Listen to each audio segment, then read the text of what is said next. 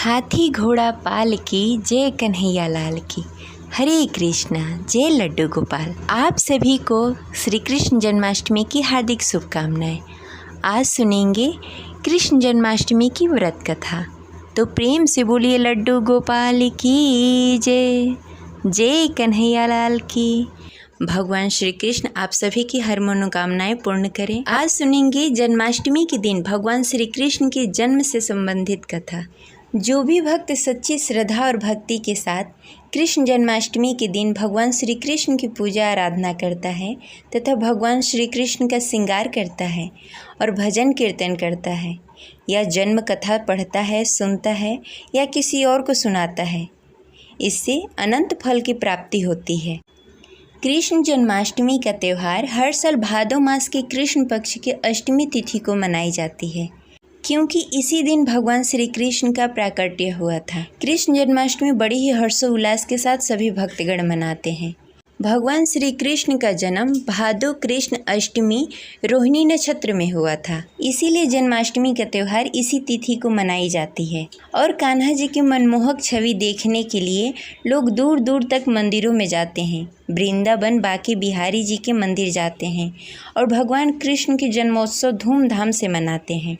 इस दिन भगवान श्री कृष्ण के पूर्ण रूप से श्रृंगार किया जाता है, झूला झुलाया जाता है और नन्हे कान्हा जी को तरह तरह के पकवान के भोग लगाए जाते हैं और भजन कीर्तन किए जाते हैं, जिससे भगवान श्री कृष्ण प्रसन्न होकर अपना आशीर्वाद हमें प्रदान करते हैं। तो चलिए बड़े ही हर्षोल्लास के साथ हम भी जन्माष्टमी मनाते हैं और कृष्ण कथा सुनते हैं। कथा शुरू करने से पहले बोलिए जय श्री कृष्ण। पौराणिक कथा के अनुसार द्वापर युग में भोजवंशी राजा उग्रसेन मथुरा में राज्य करते थे। उनके आताताई पुत्र कंस ने उन्हें गद्दी से उतार दिया और स्वयं मथुरा का राजा बन गया। कंस की एक बहन भी थी जिसका नाम देवकी था, जिसका विवाह वासुदेव नामक यदुवंशी सरदार से हुआ था। एक समय कंस अपनी बहन देवकी को उसके ससुराल पहुंचाने जा रहा था।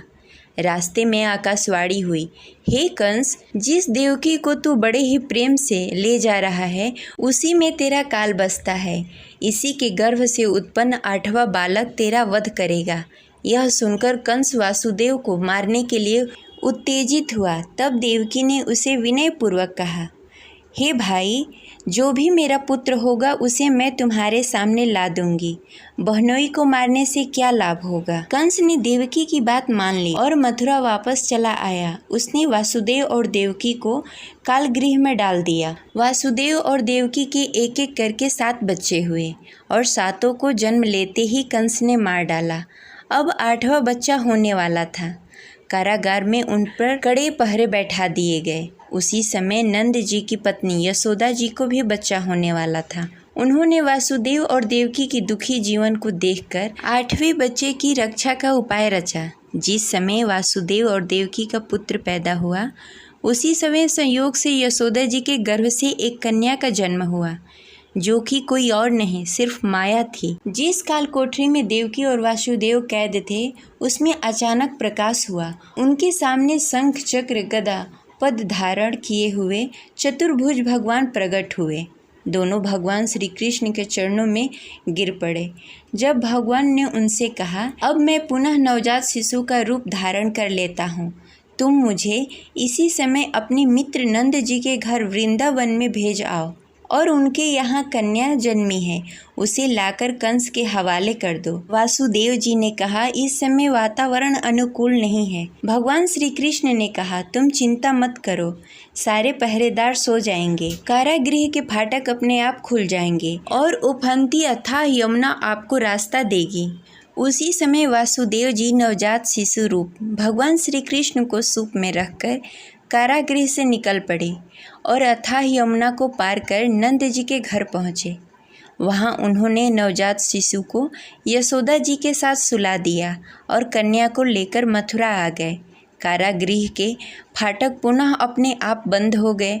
बाद में कंस को पता चलता है कि देवकी ने फिर एक बच्चे को जन्म दिया है, तो वह कारागार में उसका वध करने के लिए पहुँच जाता है। कारागार में पहुँचकर जब देवकी से पूछता है, क्या यह लड़की है? देवकी कहती है कि हाँ भैया। तब वह कहता है कि झूठ, इस बार लड़की कैसे हुई? आकाशवाणी झूठ नहीं हो सकती, उसने 8वें पुत्र की बात कही थी, फिर लड़की कैसे आ गई? अवश्य लड़का हुआ होगा, बता तुमने कहाँ छिपा दिया? तब वासुदेव कहते हैं कि जब मेरी आंखें खुली तो मैंने इसी बालिका को देखा। मैं सत्यवादी हूँ, कभी झूठ नहीं बोलता। यह सुनकर कंस कहता है कि हाँ, तो ये भी विष्णु की एक चाल है जिससे मेरी मति भ्रमित हो जाए। चाहे वह कुछ भी कर ले, लेकिन मुझे मेरे लक्ष्य से हटा नहीं सकता।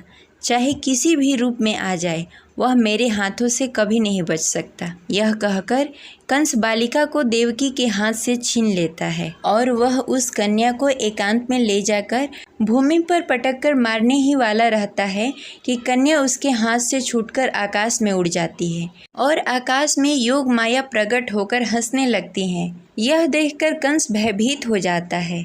फिर योग माया कहती है, रे मूर्ख, मुझे मारने से तुझे क्या मिलेगा? तुझे मारने वाला तो कोई और है और वो इस धरती पर जन्म भी ले चुका है, वही तेरा संहार करेगा। हे मंद बुद्धि दुष्ट, तू व्यर्थ बेचारी देवकी को कष्ट न दे और निर्दोष दीन और असहाय लोगों की हत्या करना छोड़ दे। यह कहकर योग माया अदृश्य हो जाती है। कंस घबराकर वहां से चला जाता है और फिर कृष्ण की तलाश करने के लिए सभी गांवों के बच्चों को वध करने का आदेश दे देता है। इसी प्रकार कंस भगवान श्री कृष्ण को मारने के लिए अनेक दैत्यों को भेजता है और वहां भगवान श्री कृष्ण उन सभी दैत्यों को अपनी अलौकिक माया से मार देते हैं। और भगवान श्री कृष्ण की बचपन की बहुत सी बाल लीलाएं हैं। भगवान श्री कृष्ण अंत में कंस को मारकर उग्रसेन को राजगद्दी पर बैठा देते हैं। तभी से कृष्ण जन्माष्टमी को पूरे देश भर में बड़ी ही हर्षोल्लास के साथ कृष्ण जन्माष्टमी का त्यौहार मनाया जाता है और कृष्ण जन्माष्टमी के उपलक्ष्य में पूरी विधि विधान से बाल श्री कृष्ण की पूजा आराधना की जाती है और कृष्ण जी का श्रृंगार किया जाता है। माखन मिश्री का भोग लगाया जाता है और झूला झुलाया जाता है, जिससे भगवान श्री कृष्ण प्रसन्न होकर अपनी कृपा हम भक्तों पे बनाए रखते हैं। जय श्री कृष्ण। ये रही आज की कथा। आपको कैसी लगी कमेंट बॉक्स में ज़रूर बताएं और इस वीडियो को लाइक अवश्य करें। मिलते हैं अगले वीडियो में, तब तक के लिए हरे कृष्णा, जय श्री हरि।